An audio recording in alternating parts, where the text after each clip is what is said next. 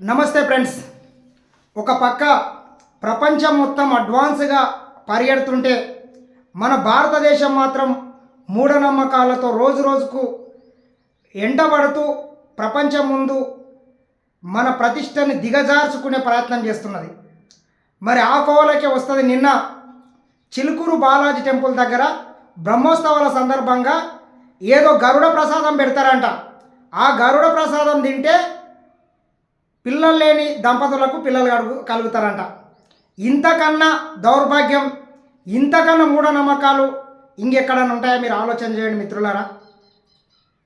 ప్రపంచం మొత్తము ఇంత అడ్వాన్స్ టెక్నాలజీ ఉండి ఇంత ఉంటే ఒక మూఢ ఆచారంతో కొన్ని లక్షల మంది చిలుకూరు బాలాజీ టెంపుల్ సైడ్ రప్పించి వాళ్ళకు సౌకర్యాలు కల్పించకుండా నానా ఇబ్బందులు పెట్టి ప్రజల్ని మొత్తం ఒక 10-15 కిలోమీటర్లు మొత్తం ట్రాఫిక్ జామ్ చేసి నానా రచ్చ చేసి ప్రజల మీద రుద్దే ప్రయత్నం చేసినారు.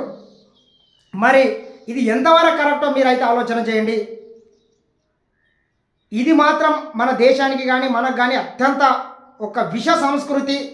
మరి దీన్ని ఎవడు పెంచి పోషిస్తున్నాడు, ఎవరి స్వార్థం కోసం చేస్తున్నాడో మనకైతే అర్థమైతే లేదు. మరి యావత్ మన భారతదేశ ప్రధానమంత్రి చూసినాం.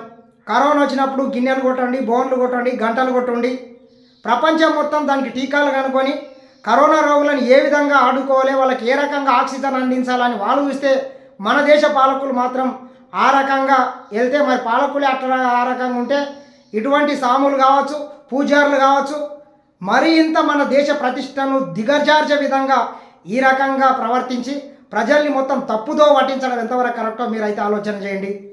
ఏ పురాణంలోనన్నా ప్రసాదం తింటే పిల్లలు అవుతారా? ఇంతకన్నా దౌర్భాగ్యం, ఇంతకన్నా మూఢనమ్మకం ప్రపంచంలో మరి ఎక్కడ ఉండదు. ఏ అజ్ఞాని చేయడు, ఏ దుర్మార్గుడు కూడా చేయడు ఇంత దరిద్రం ప్రచారం. కావున ఆలోచన చేయండి. ఎవడో సోషల్ మీడియాలో ఏదో ప్రచారాలు పెట్టి ఏదో దానికి ఈ రకంగా తప్పుడు ప్రచారాలు చేస్తే దాన్ని తిప్పికొట్టాల్సిన అవసరం మన అందరిపైన ఉంది. ఇటువంటి బూటక ప్రచారాలు ఎవరు చేసినా దాన్ని తిప్పికొట్టండి. ప్రజల్ని కూడా అవేర్నెస్ కాండి.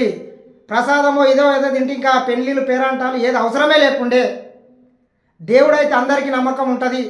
సరే, తన మనశ్శాంతి కోసం ఇంకో దానికోసం దేవుని కొలవడంలో తప్పు లేదు. కానీ భక్తి ముసుగులో ఇలాగా మూఢనమ్మకాలతో జనాలని తప్పుతో పట్టించడం మాత్రం ఎంతవరకు కరెక్ట్ కాదు. ఖచ్చితంగా దీన్ని మేమంతా ఖండిస్తున్నాము. దీన్ని మళ్ళొకసారి ఈ రకంగా తప్పుడు ప్రచారాలు చేసి జనాల్ని కూడా ఇబ్బంది పెట్టే ప్రయత్నం చేయొద్దని మరొకసారి మేము కోరుకుంటున్నాం.